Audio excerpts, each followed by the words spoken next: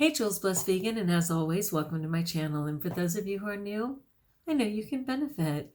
So I'm going to talk about protein. Actually, I'm doing two parts. Tomorrow will be protein, what it's about when too much is too much, especially today where every single ad you see, even for children, brags about the 26 grams of protein per serving, and there's 10 servings in a container. People are getting too much protein. And what does your body do when you get too much protein? That's tomorrow's talk. Today, this is the top 15 sources of plant-based protein. And part of what inspired this was my brother Mar was saying that he's just going to eat a little bit of dead fish.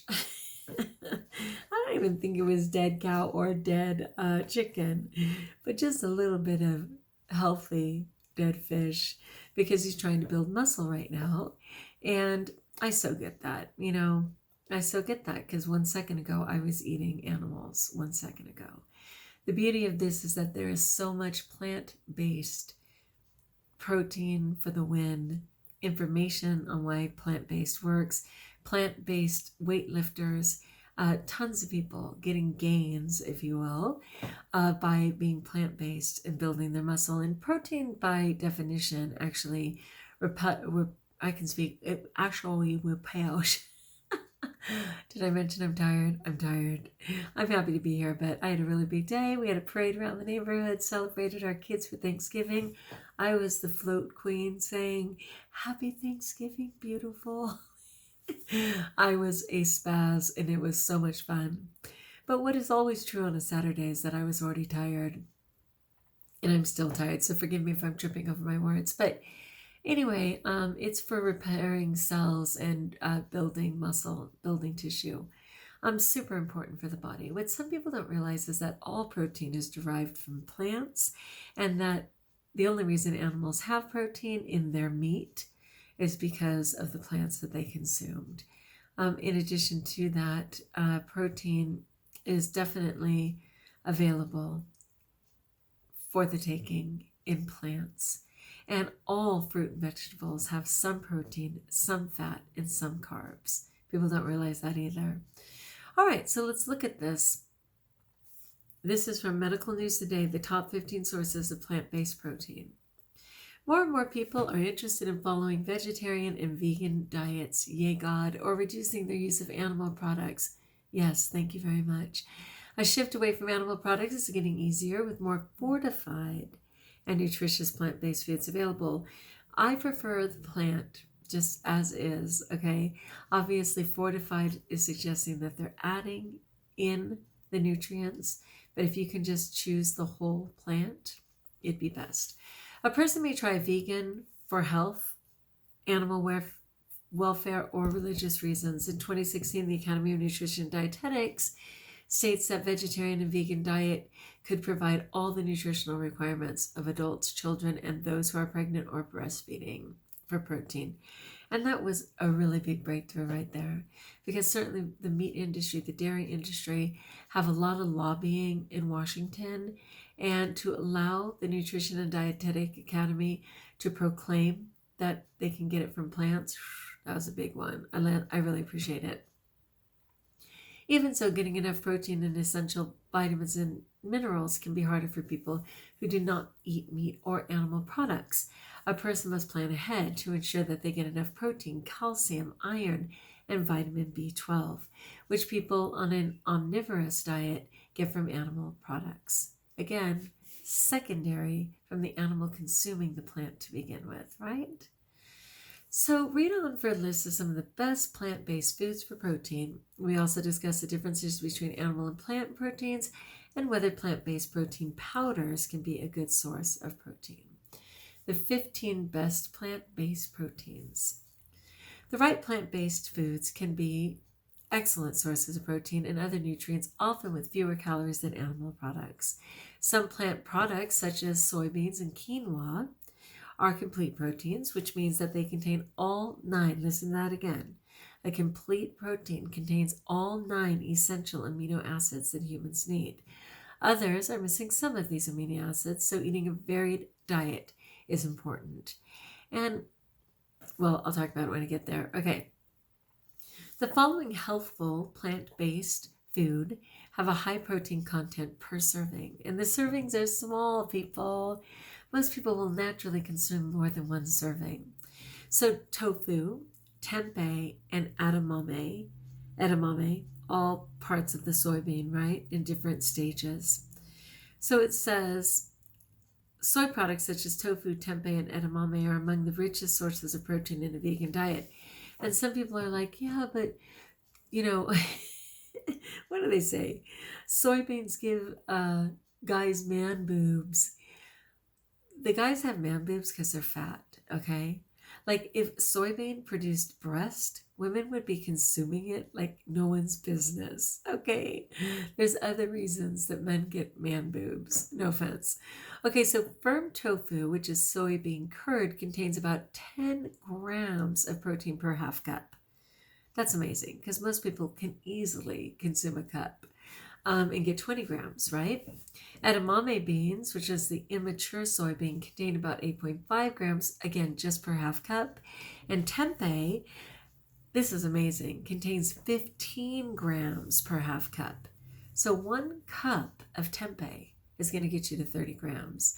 Well, what's interesting is that to even decide how much protein you need in your diet, for our system, it is 0.36 times your pounds of weight. 0.36 times your pounds of weight. So for 100 pounds, a person needs about 36 grams. 1 cup of tempeh is 30 grams. It's not a problem, people. You can do this, okay? So tofu takes on the flavor of the dishes prepared in so that it can be a versatile addition to the meal. I agree. People can try tofu as a meat substitute, a favorite sandwich or soup, Tofu is also a popular meat substitute in some dishes, such as kung pao chicken and sweet and sour chicken, art of, plant-based. Those soy products also contain good levels of calcium and iron, which makes them helpful substitutes for dairy products. Yay. Number 2, lentils. Red or green lentils contain plenty of protein, fiber, and key nutrients, including iron and potassium. And as a raw vegan, of course, I recommend that you just sprout these, right, rather than cooking them. But it does say cooked lentils contain 8.84 grams per, again, only a half of a cup. People readily consume a full cup, readily. And that would be almost 20 grams of protein in 1 cup of lentils. Wow. Lentils are a great source of protein to add to a lunch or dinner routine. They can be added to stews, curries, salads, or rice to give an extra portion of protein. Part of me was allergic to that statement, so I am sneezing. Forgive me. The next one is chickpeas, and I like to just soak my chickpeas overnight and then blend them into a hummus. So again, they don't even have to be cooked, but it says cooked chickpeas are high in protein, containing about 7.2 grams per half cup. Amazing. Chickpeas can be eaten hot or cold and are highly versatile. With plenty of recipes available online, they can, for example, be added to stews or curries or spiced with paprika and roasted in the oven. A person can add hummus, which is made from chickpea paste, and of course, naturally, like I just suggested, to a sandwich for a healthful, protein-rich alternative to butter. Peanuts. Peanuts are protein-rich, full of healthful fats, and may improve heart health. They contain around 20.5 grams of protein per half cup. Hello? You eat 1 cup, which is essentially a handful. Now, granted, there's a lot of calories here, but if you're suggesting that you're building muscle and working out anyway, you could probably handle it. But that would be 40 grams right there. And again, with that understanding that it's 0.36 per pound, you only need 36 grams for a 100-pound person. That exceeds that in 1 cup of peanuts. Peanut butter is also rich in protein with 8 grams per tablespoon, making peanut butter sandwiches a healthful, complete protein snack. Almonds, and most people use 2 tablespoons of peanut butter, to be fair. Almonds offer 16.5 grams of protein per half cup. Wow. They also provide a good amount of vitamin E, which is great for skin and eyes. Bring it. Spirulina. Spirulina is a blue or green algae that contains around 8 grams of protein, but it's for 2 tablespoons. It's also rich in nutrients such as vitamin B, iron, And although not vitamin B12, the other Bs are popular with that, and manganese. Spirulina is available online as a powder or supplement. It can be added to water, smoothies, fruit juice. A person can also sprinkle it on salad or snacks to increase their protein content. And it's a hyperlink. They actually give you a whole list of where you can purchase any of these things online. Quinoa. And I will suggest with quinoa, again, you can soak it overnight. It'll double in size and you can just use it fresh. But quinoa is a grain with a high protein content. It is a complete protein. Complete protein. There's a few of them here. Quinoa is another one. Cooked quinoa contains 8 grams of protein per cup. This grain is also rich in other nutrients, including magnesium, iron, fiber, and manganese. It's also highly versatile. Quinoa can fill in for pasta and soups and stews and can be sprinkled in a salad or eaten as a main course. Mycoprotein. Mycoprotein is a fungus-based protein. I'm not familiar. Mycoprotein products contain around 13 grams per half cup. Hello. Products with mycoprotein are often advertised as meat substitutes and available in forms such as chicken nuggets, not actually chicken, or cutlets, not actual. However, many of these products contain egg whites, so you really have to read the label if you're vegan. If you're vegetarian, it's not a problem. A very small number of people are allergic to Fusarium venenatum, which is the fungus from which the mycoprotein brand known as Quorn, Quorn, is made. People with a history of mushroom allergies or with many food allergies may wish to consider a different protein source. Fair enough. Okay, so seeds are low calories that are rich in fiber and heart healthy omega-3 fatty acids. Chia seeds are a complete source. Ding, ding, ding. Again, that means it possesses all 9 amino acids of protein. It only contains 2 grams of protein per tablespoon. But chia is such a miraculous food in itself, you will want to consume that daily, though I would not recommend trying to build up your 2 grams per tablespoon at a time because it does have fat and other things in it. But just for the benefits of chia, of course, consume it. Try adding chia seeds to smoothies, sprinkling them on top of plant-based yogurt or soaking them in water or almond milk to make a pudding. And of course, I sprinkle them on my bananas. Chia seeds are available and they have a hyperlink. Number 10 is hemp seeds. Similarly to chia seeds, hemp seeds are complete protein. Ding, ding, ding, ding, ding. They have all 9 amino acids. Hemp seeds offer 5 grams of protein per tablespoon. They can be used in similar ways to chia, and hemp seeds can also be bought online. I use hemp hearts. Same thing, I'm sure. Again, I'm just sharing this in general. Decide what your diet is. If you're a raw vegan, many of these things can be sprouted, allowing you to consume them. They can be soaked, allowing you to consume them. You should always soak your seeds so that your body can even absorb the nutrients. But this is another one of beans and rice for those of you who are just plant-based vegan, which is lovely. Separately, rice and beans are incomplete protein sources, separate. But eaten together, this classic meal can provide 7 grams of protein per cup. Try rice and beans as a side dish, or mix rice, beans, and hummus together and then spread it on Ezekiel bread. That's a popular one, which is made from sprouted grains for a savory protein-packed meal. And the next one is not yet. It's potatoes. A large baked potato, which people love, offer 8 grams of protein per serving. Potatoes are also high in other nutrients such as potassium and vitamin C. Add 2 tablespoons of hummus for a flavorful snack that's healthier than the butter-covered potatoes and increases the protein content. 2 tablespoons of hummus contain about 3 grams of protein. It's so easy to get 2 tablespoons of hummus. Again, people readily eat an entire cup, okay?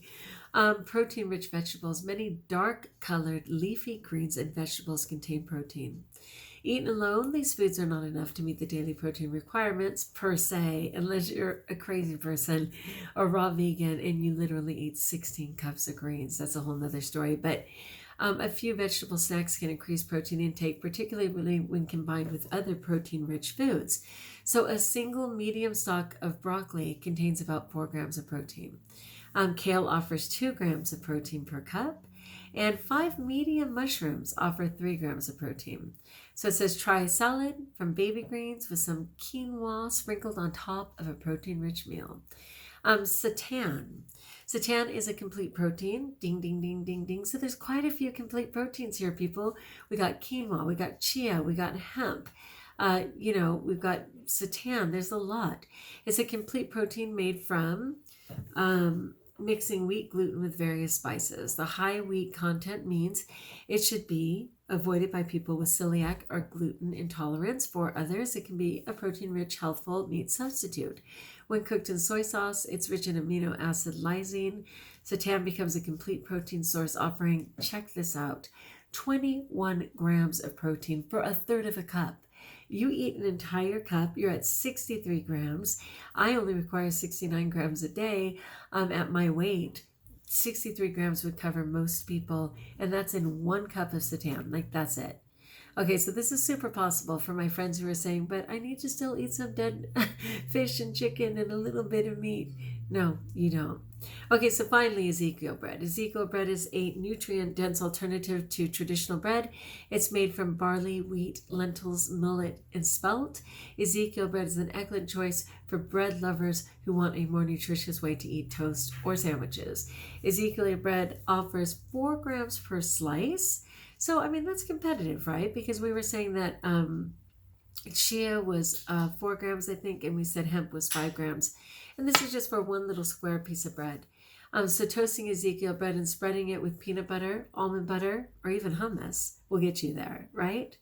Okay, there's more to this article, such as what about protein supplements, plant versus animal protein, and also benefits and risks of vegetarian or vegan diets. I will continue with that tomorrow. But super interesting. This was a shout out to Mar because he wants to change his diet, which I totally appreciate. I just don't want him to think he has to rely on animals to do it. All right, my friends, like if you like, join us if you haven't, subscribe. Let me know in the comments below how I may support you. And until we talk again, best of all, know that you can get protein from plants and trust that you are blessed.